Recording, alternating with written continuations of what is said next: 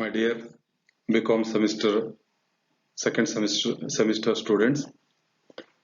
Now I would like to talk about the poem La Belle Dame Sans Mercy. This poem is written by the famous romantic poet, that is John Keats. See, here in this poem, the poet speaks how a young man was deceived by the most beautiful young girl. So now I'm going to explain this poem. Oh, what can ail thee, night at arms, alone and palely loitering? The sedge has withered from the lake, no bird sing. See here, an unknown, an unnamed person saw a young prince, knight at arms, who is wandering lonely and having a paled face.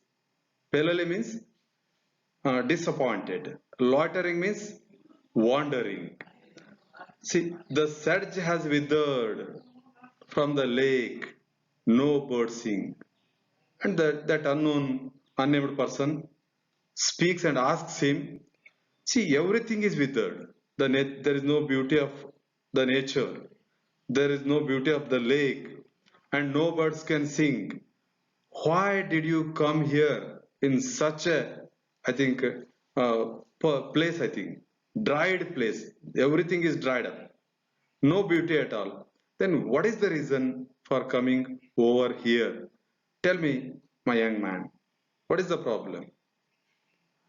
And then again, that young man is unable to answer because he's such, I think, disappointed. He's so much disappointed and really he's frustrated a lot. And once again asks, I think, to that young man, oh, what can ail thee? Ail means trouble. Thee means in old English, you. What is the trouble for you, young man? Knight at arms? Come on, tell me. And he asked him, you are so haggard and so woebegone. Haggard means exhausted.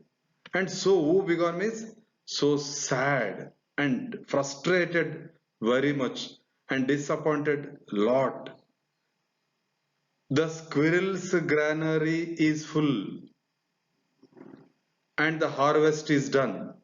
See, it means the squirrel's granary is full means especially in the winter, I think in the summer season, the squirrel collects and winter's harvest season, the squirrel collects the grains and so it keeps for its future. So, and the harvest is done. The harvest is already over. It is not the time to come over here. So what is the reason, tell me, for coming over here? And he asked, I think, that young man. And later on, that man, the young man, the knight at arms, is unable to answer for his question.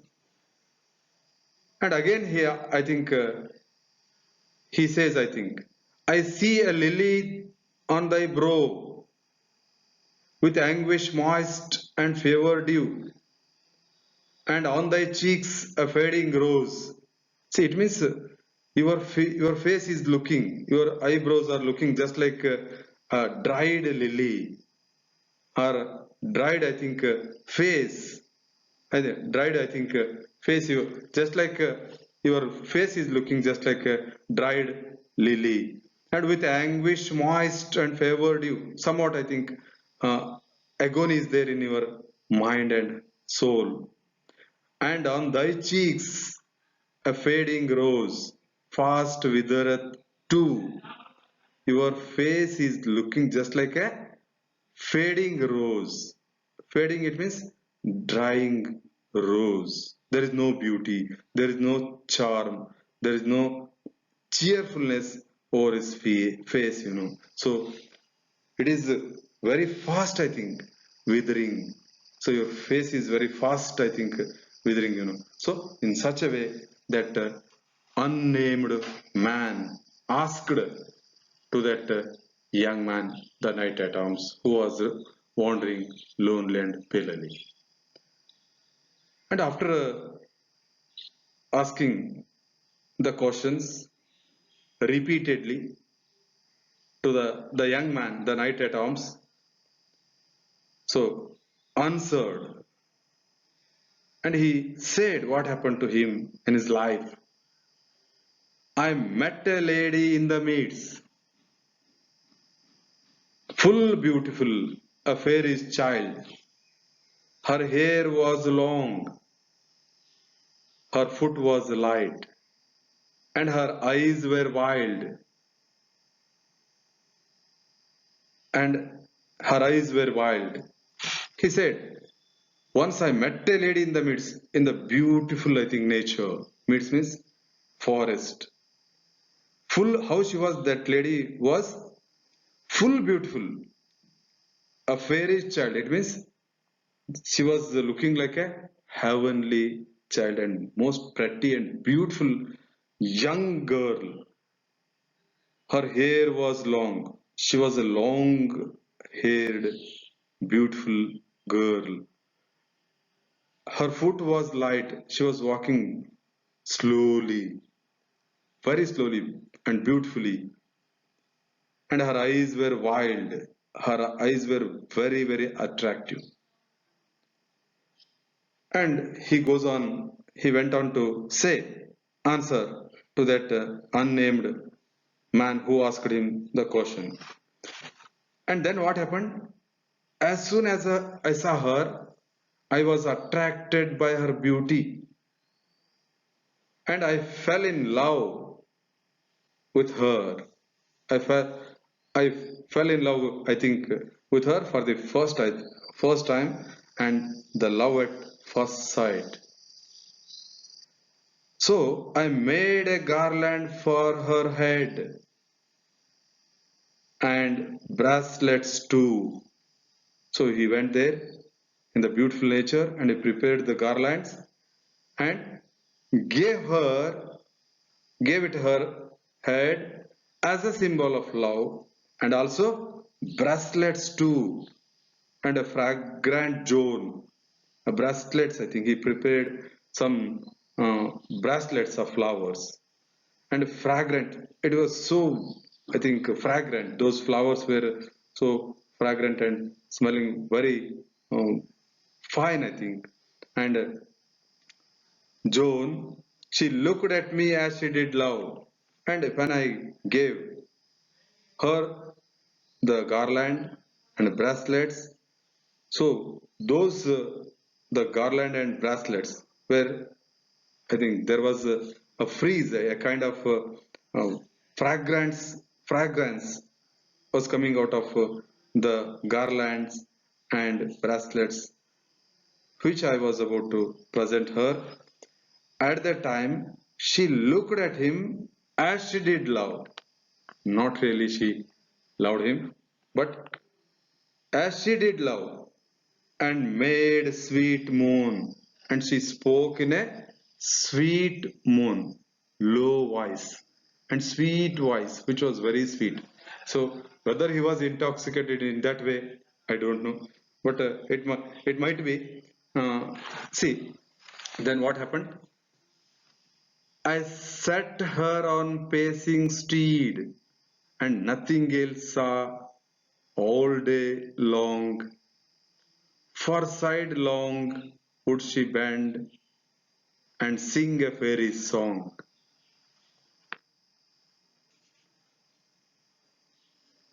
I set her on my pacing steed.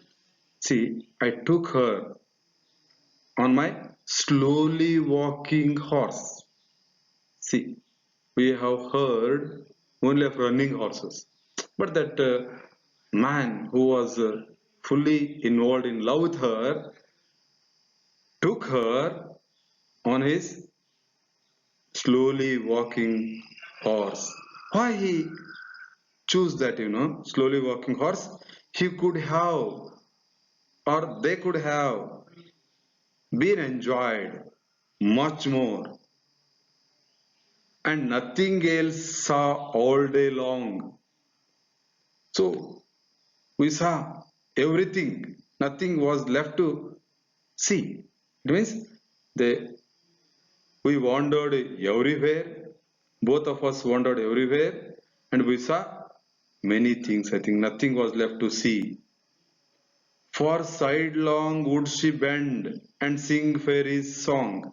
For sidelong would she bend, and she used to bend like both sides, and she used to toss from, I think, both sides, for both sides, and used to sing a fairy song, melodious, beautiful song. Really, at that moment, there was no bound for the happiness of that young man, that knight at arms, that the prince. He was really in ecstasy, ecstasy. And why? Because he was believed that beautiful girl, young girl, who was truly, really in love with him and enjoyed with her a lot, and he was in really ecstasy and overjoy and happiness. He was in full of happiness. And then she found me roots of relish sweet and honey wild and manna dew. She found me roots of relish sweet. And that young and beautiful girl went there in the nature, and she took and she brought me the relish sweets and roots of relish sweet and honey, and also manna dew. Manna dew means it is not available there in the world. It is create. I think it is available there in heaven, heavenly food, that is manna dew, and she provided me and she gave me with full of love, and she spoke in sure in a language, sure in a language. Strangely, she said, I love thee true. I love thee true. And she, in a strange language, that young and beautiful girl said, really, I love you true. I truly love you. So that young man was very happy. Why? Because really, her love was true, and she was such a beautiful young girl. He never had seen in his life. He ever had seen in his life.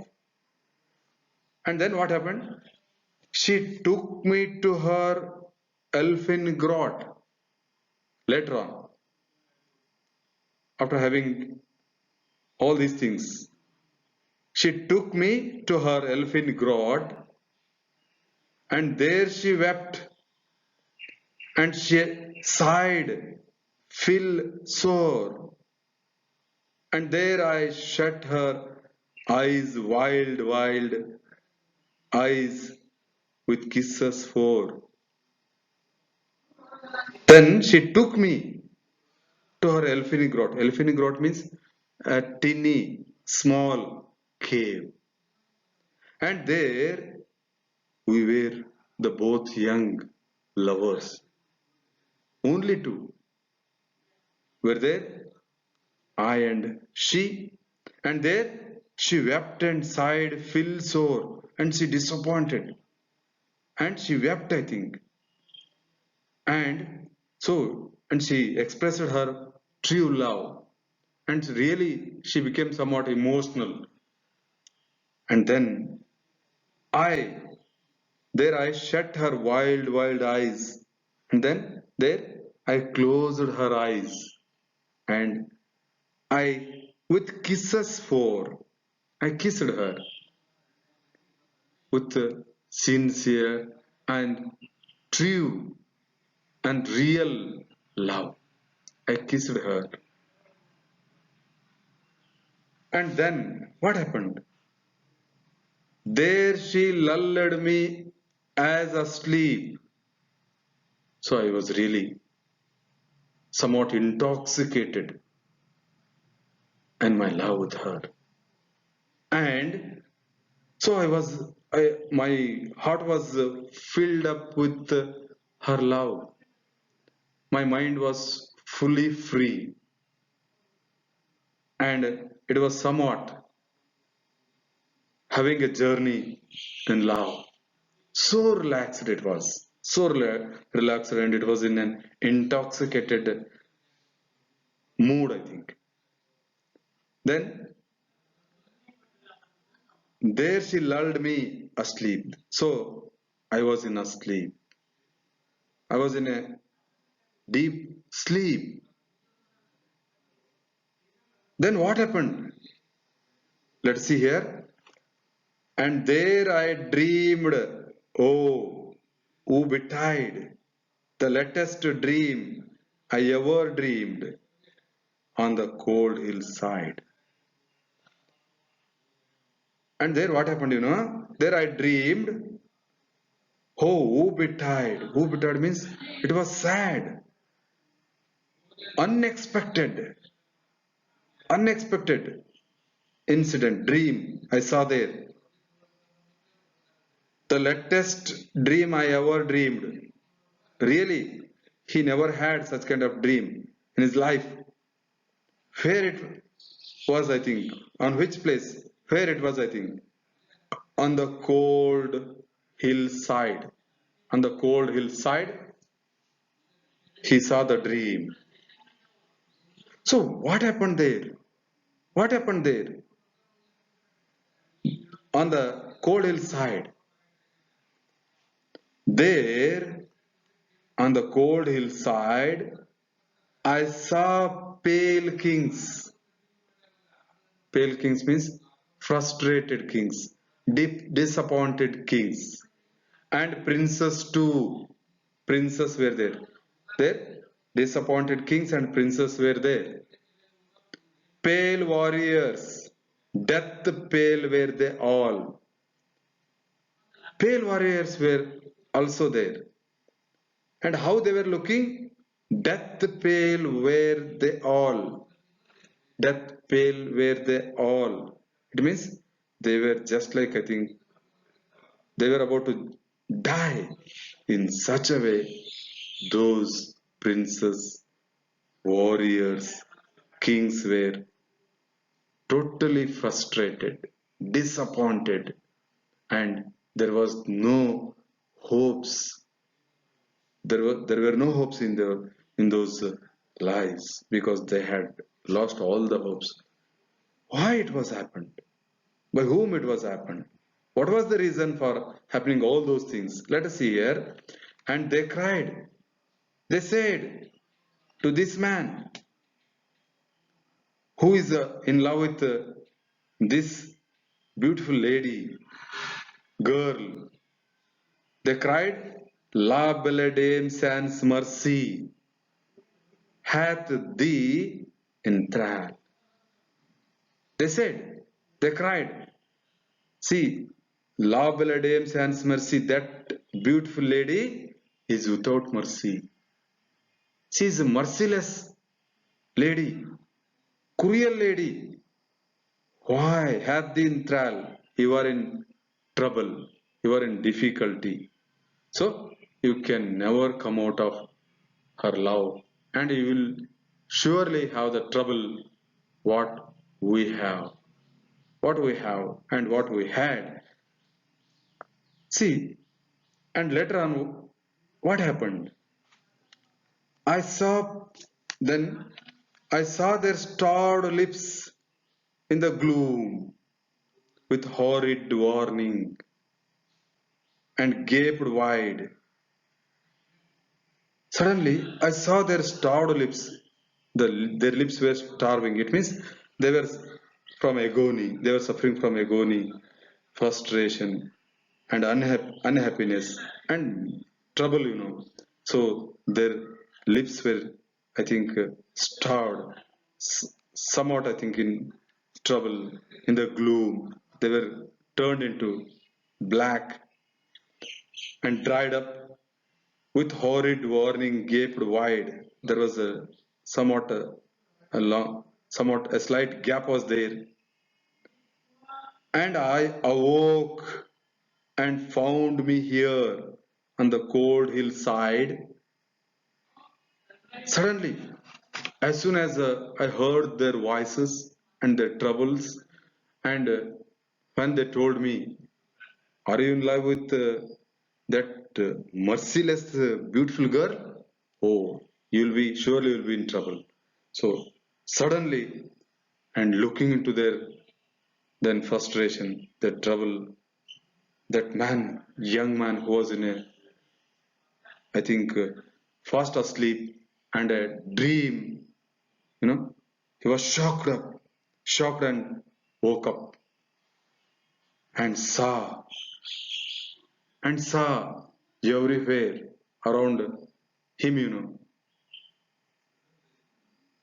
Then where he was, and I awoke and found me here. When I was shocked and suddenly closed my eyes, and I awoke and found me here. Where? On the cold hillside. I'm see when I awoke and found me here on the cold hillside. I was there on the cold hillside, really. And he said, and I said, see, that young man answered for the unnamed question of unnamed person. What happened? Why I'm standing here on the cold hillside? And this is why I sojourn here. I'm wandering here and I'm waiting here. For this reason, alone and palely loitering. Because of this reason, I am wandering here, lonely, in search of that beautiful girl.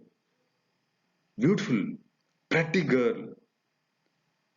Though the sedge is withered from the lake, no birds can sing. I know. Here, there is no beauty of the nature. There is neither the beauty of nature nor birds can sing. I know everything is dried up. The lake is, there is no water. There is no beauty of the nature. There is no birds can sing. Here, I know. Though this is totally withered and dried up, sterilized, I think, just like place, I know that I am in search of that beautiful girl whom I had met. I was attracted, infatuated by her beauty.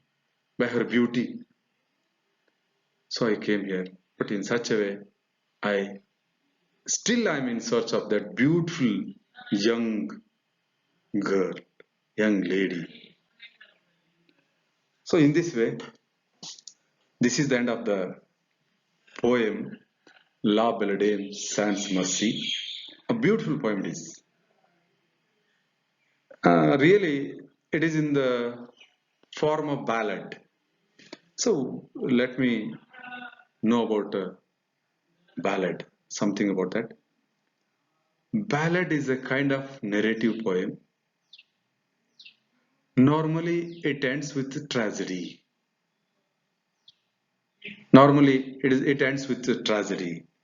But there are two types of ends, I think, tragedies. One is mental, another is physical. Physical means death, mental means mental suffering. But here, in this poem, La Belle Dame Sans Merci, Knight at Arms suffers a lot mentally by deception of that beautiful, merciless lady. And let's go through the theme of this poem. Theme of this poem. Normally, in this ultra modern world, and already we have seen since it is from the history from ancient period, then love is common, attraction is common for the love, and even we have seen, I think, Romeo and Juliet, the drama is written by William Shakespeare. See how it was the true love, but end with it was ended with tragedy. But here, the attraction for love is from the birth of this universe. But especially the man, young man, are commonly, I can say what, we attract physically rather than that of, we attract by the physical beauty rather than that of the mental beauty. So, see, my dear students, physical beauty is not important. We have to like, prefer the mental beauty. The beauty of the soul is very important rather than that of the physical beauty. So, and we have to decide what is, I think, what kind of beauty you have to choose and select. So that's what very important. This is what the theme, a good moral lesson for the young, the youngs, I think, youths, I think, of this society. So it is, we can then take it as a even for young girls and also boys. See, it is the moral lesson for both young girls and young boys, youths, you know. So boys should be aware of the love. They should not be deceived by any beautiful girl without a good character. And even a girl should also select, I think, a young boy and fall in love with him without having a true love and a good character and a mental beauty, the beauty of the soul. So in this is what I think a good moral poem by John Keats. And a theme of reality, deception, and theme of love. So how young man, knight at arms, fell in love with her without knowing anything about her character and about anything about her, and later on she deceived him. So this is what the theme of reality, theme of love and death. See, mental suffering, ultimately there was no any hope for that young man in his future. It means mentally is dead. Mentally is dead. He could he could do nothing. So this is what I think the theme of this poem. See, my dear students, go on go through this video lecture on Labour Dame Sans Mercy, written by John Keats. If any queries are there, so ask me. There is a group of WhatsApp group is there, and any queries are there, any questions are there, any clarities you are required, please contact me very soon as possible. I I can answer, I can reply for your queries and questions. Thank you, one and all.